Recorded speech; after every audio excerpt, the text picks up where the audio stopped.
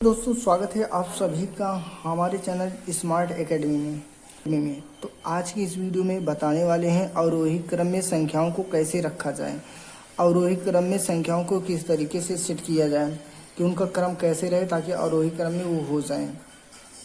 तो पहला है अवरोही क्रम में। देखिए, अवरोही क्रम में संख्याओं को रखने के लिए क्या करते हैं, इसका एक ग्राफ बना के दिखा देते हैं। अवरोही क्रम का मतलब होता है कि ऐसे मान लीजिए ग्राफ है, ये ऐसे ऐसे ऐसे ऐसे ऐसे ऐसे होते हुए ऐसे ही जाता है। ठीक है, मान लीजिए कोई ग्राफ है, इस तरीके से अवरोही क्रम में बढ़ता है। जैसे यहाँ पे 1 है तो यहाँ 5 होगा, यहाँ 7 हो जाएगा, यहाँ पे 9 हो जाएगा, मतलब बढ़ती हुई संख्या लिखी जाएगी। यहाँ पे 1 2 3 4 5 6 7 मतलब ऊपर की तरफ ग्राफ जाता है। और अवरोही क्रम में क्या होता है, ग्राफ ऐसे आता है, ऐसे करके ऐसे नीचे की ओर आता है। तो ये लेवल है इसका जो है ग्राफ का, तो इस तरीके से होता है, नीचे की ओर आता है। जैसे यहाँ पे मान लीजिए 30 है तो नीचे 15 10 5 1 ऐसे करके नीचे की ओर आता है। आरोही क्रम में संख्याओं को सबसे पहले छोटी संख्या, फिर उससे बड़ी संख्या, फिर उससे बड़ी संख्या, फिर सबसे बड़ी संख्या, इस तरीके से लिखा जाता है। तो इसमें है 16 24 29 5 11। तो सबसे छोटी संख्या जो है वो है 5। तो पहले हम क्या लिखेंगे, 5 को लिख देंगे। ठीक है, 5। इसके बाद कौन सी संख्या है, 5 से छोटी है, 5 से बड़ी संख्या 11 है, 11 लिखेंगे। फिर इससे बड़ी संख्या देखेंगे 16 है तो 16 को यहाँ लिख देंगे, कामा 16 लगा देंगे। अब 16 से बड़ी संख्या कौन सी है, थोड़ी बड़ी संख्या, यानी कि 24 है तो यहाँ 24 लिखेंगे। 24 से थोड़ी बड़ी संख्या कौन सी है, 29, तो यहाँ 29 लिखेंगे। मतलब जो 5 है, 5 से थोड़ा बड़ा। अब इसमें 5 से बड़ा अगर कोई दिख रहा है तो 11 है। अब 5 और 11 के बीच में कोई संख्या यहाँ पे नहीं है तो इसलिए 11 लिखेंगे। वैसे 11 है। अब 11 से बड़ी संख्या देखिए 16 है, 16 और 11 के बीच में देखिए 11 और 16 के बीच में कोई संख्या नहीं दिख रहा, इसलिए यहाँ पे 16 लिखेंगे। 16 के बाद 24 है, 16 और 24 के बीच में कोई संख्या यहाँ पे नहीं है तो यहाँ 24 लिख देंगे।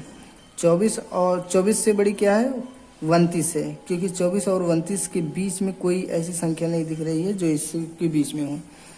तो ये हो गया आरोही क्रम।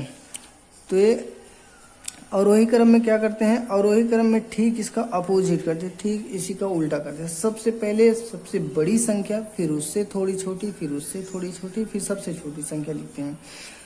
तो यहाँ पे कौन सी संख्या है, सबसे बड़ी संख्या जो है यहाँ पे 40 है।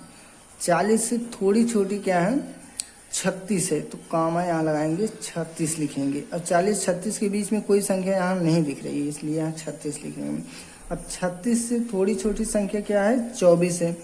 अब देखिए 36 और 24 के बीच में कोई यहाँ संख्या नहीं दिख रही है, इसलिए यहाँ पे लिखेंगे 24।